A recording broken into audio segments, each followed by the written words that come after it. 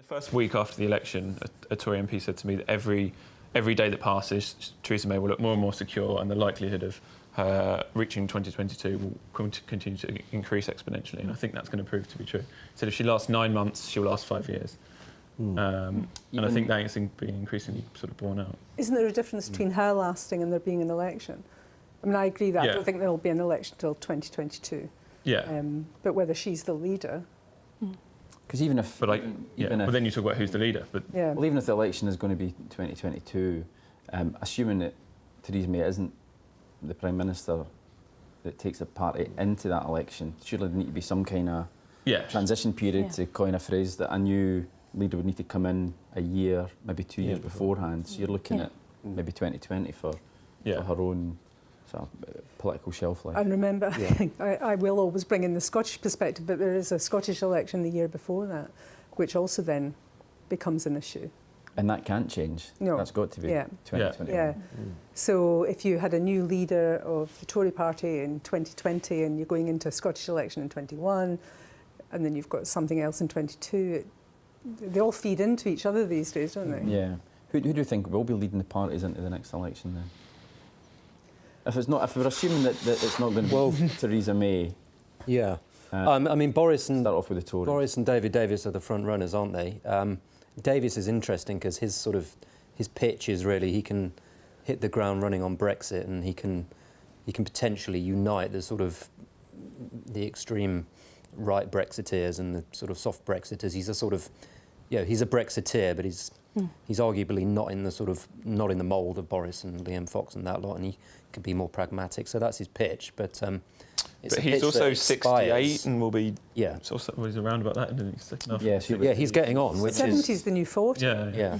But so is Jeremy. But his pitch expires once Brexit has been achieved. Really, what's the point of David Davis? Really, he's not. Especially as not as much to offer. Especially as it seems like she's going to be trying to sideline him. I mean, one of the responses to the Johnson over the weekend was her moving her top official from DEXU back into her under number 10. So the guy, Ollie Robbins, who's running the negotiations from the official side, now is more directly into her. So that seems to me like she's trying to sideline Davis and say, well, I take over from here, I do this, and he just sort of sits on the sidelines until Brexit happens, and then what has he done? What does he do next? So I think she's trying to undermine him in that way as well. Do we buy into this theory that what will happen is they might skip a generation, and that this generation of Tories, the current cabinet, maybe apart from Amber Rudd perhaps, they will be viewed as sort of yesterday's men and women. And it might be somebody from the 2010 or 20. Yeah, I think particularly if the next leader doesn't come in until after March, April 2019, after we've left the EU, there's a strong case to draw a line under that. Because the theory I've heard is that keep Theresa May in place until 2019, let her see Brexit through, and then she can take all that sort of ill feeling with her, because it's not going to please. It's not going to please the Remainers. It's not going to please the Brexiters. There's going to be too many compromises for them. You don't have you need a fresh skin. Yeah, but it's quite difficult to see any sort of clean break, because there will be a chunk of members of Parliament on the Conservative benches who are very unhappy with what's been negotiated.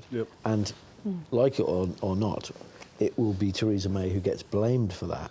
And then it will be, well, it's because we had a Remainer as the party leader, and you'll be having a bit of a pushback from that. So I think it's difficult to see the circumstances at all that delivers a clean break. It's not happening though, Darren, is it? No, but no, I don't. Which makes it even more uncertain. I think that in those circumstances, what would happen, I think, is that when the legislation is rejected by Parliament, I'd imagine that the Prime Minister would have to resign. It'll probably be on that timetable. Actually, it doesn't make much difference. The real question is, does she take David Davis and Boris Johnson with her in those circumstances? Because essentially the Brexit argument will be lost. And if that happens, would there not then be the proper opportunity for Corbyn to have a vote of no confidence in the government and then prompt an election? He could, but I don't think that that's likely. I think there may well be a vote, but I think the confidence and supply arrangement with the DUP will probably survive. Because the last thing Theresa the May Tories going. want Is another election. Yeah. is an election any time. But they need to find a leader that they could agree on. I mean, Yeah. Yeah. If Labour have a, There's the rub. yeah, exactly. Yeah. They can't- they Exactly. can't That's what I mean. vote I think it's very confidence difficult to in have a a- prime minister that doesn't exist. I think from our perspective across the water is we're all very interested in the Remain Tories, who Yeah. are being very quiet at the moment and they're biding their time. What are they going to do in a few years' time? Yeah, how are they going to react to situations as they develop? And as a leader of the Tory party, could they come from could they actually be a Remain leader? And as we're suggesting, somehow Brexit switches to. Yeah. I think that's the interesting what would happen to Hammond in those circumstances, or Amber Rudd for that matter. But assuming it was a contest and not a walkover like it was last year, and it was chosen by the Tory activists, are they going to? I mean, who are by and large leavers? Are they going to want to have a Remain leader? Surely the next leader's going to have to be a Brexiter of some. Well, are they? Yeah. I mean, Well, it is the depends. party faithful? Is it really so pro-leave? Well, in Tory surveys of party members It's more about the pro- next it's more leader, I think. Yeah. It's more pro than the Parliamentary Conservative Party. I still think, and that I think plays into Of course. Boris Johnson's Yeah. hands. I think he's still very popular with. Yeah. Party, I think he still comes party out top, activists. doesn't he? In Yeah. these But it's polls? whether he can get down to the last two amongst Yeah. MPs. Yeah. That's not. And Bad. don't Yeah. forget, you're saying that we think the EU withdrawal bill won't get through or Brexit might not happen. It's ready-made then for a sort of hardline leaver to blame all that on the EU and say we're not leaving because of we've been betrayed by the saboteurs, by Yeah. the Brussels. That's what I mean. I don't think Brussels, and I don't think it lances the boil. No. I think what happens is it just gets worse because the difficulty is that there are the people who are Brexiteers. It's a sort of religion for them. Yeah. They are very fundamentalist in that religion.